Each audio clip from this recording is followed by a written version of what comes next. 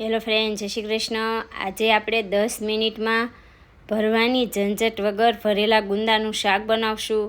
તો આ શાક બહુ ટેસ્ટી એવું બનશે અને બનતા વાર પણ નહીં લાગે। તો તેના માટે મેં મીડિયમ એવા ગુંદા લીધા છે, એકદમ નાના પણ નહીં અને બહુ મોટી સાઈઝ પણ નહીં। અને વજનમાં 300 ગ્રામ ગુંદા છે। તો આટલા 300 ગ્રામ ગુંદામાં 5 થી 6 વ્યક્તિ ખાઈ શકે એટલું શાક બનશે।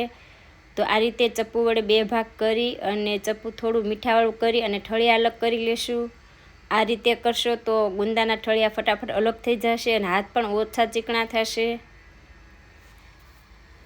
તો આ રીતે મેં બધા જ ગુંદાના ઠળિયા અલગ કરી લીધા। તો આપણા ગુંદા તૈયાર છે।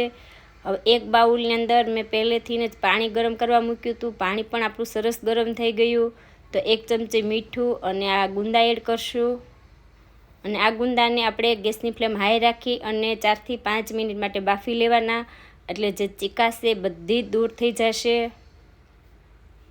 તો વચ્ચે વચ્ચે 1 થી 2 વાર આ ગુંદાને આપણે હલાવતા જશું। તો 4 થી 5 મિનિટ જેવું થઈ જાય એટલે એક ગુંદાને લઈ અને ચેક કરી લેવાનો। તો આ રીતે ચપ્પુ વડે ચેક કરશો એટલે ખ્યાલ આવશે। તો ગુંદા સરસ બફાઈ ગયા છે અને ફક્ત 4 થી 5 મિનિટમાં સરસ બફાઈ જશે।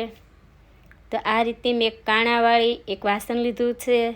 તો આપણે આ ગુંદાને નિતારી લેશું। હવે આપણા ગુંદા નીતરે છે ત્યાં સુધીમાં આપણે મસાલો તૈયાર કરી લઈએ।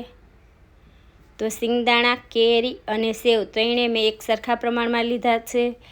આ ત્રણેયનું માપ એક સરખું રાખવાનું। તો મેં મસાલા સિંગનો ઉપયોગ કર્યો છે। એ ના હોય તો તમે કોઈ પણ સિંગ સાદી હોય એનો પણ ઉપયોગ કરી શકો। તો સેવની જગ્યાએ ગાંઠિયા પણ લઈ શકાય।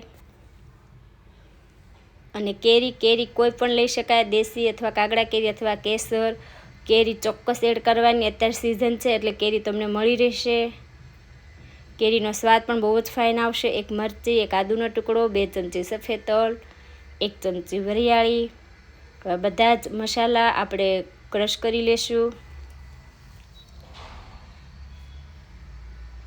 તો આ રીતે ઓન ઓફ કરીને ક્રશ કરી લેવાના એટલે સરસ ક્રશ થઈ જશે।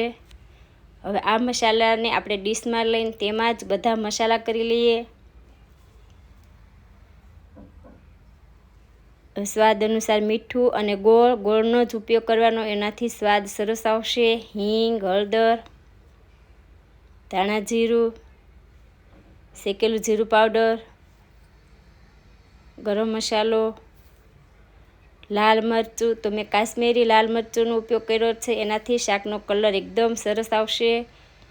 અત્યારે તેલ એડ કરવાનું નથી। આ રીતે હાથેથી બધા જ મસાલા મિક્સ કરી લેશું। તો આ રીતનો આપણો મસાલો તૈયાર થયો છે, મુઠ્ઠી વળે એવો। હવે આપણા બાફેલા ગુંદા છે એડ કરી અને બધું જ મિક્સ કરી લઈએ। તો હાથેથી આ મસાલાને ગુંદા સાથે મિક્સ કરી લેવાના, એટલે જે ગુંદા છે બધા જ મસાલા સાથે ભરાઈ જશે અને મસાલો એકદમ ગુંદા સાથે કોટ થઈ જશે। આ રીતે દબાવીને 2 મિનિટ માટે આપણે રહેવા દઈશું। હવે આપણે શાકનો વઘાર કરીએ। તો એક પેનમાં 1 વાટકા જેટલું તેલ લેવાનું છે।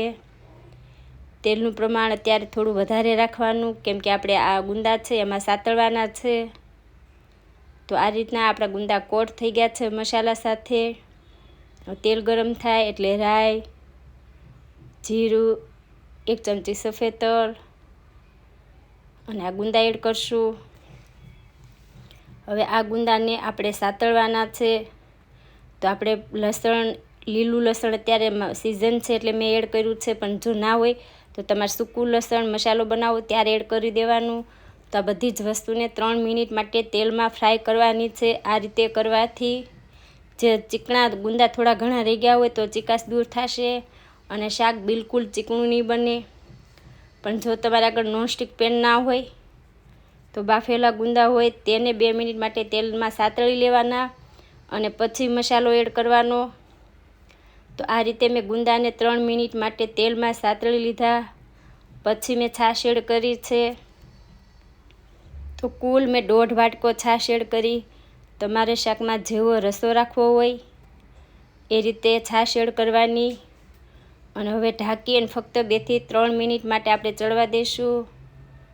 તો તો 2 થી 3 મિનિટ જેવું થઈ ગયું છે અને શાક પણ ચડી ગયું. તમે જોઈ શકો છો કે શાકનો કલર પણ એકદમ સરસ બન્યો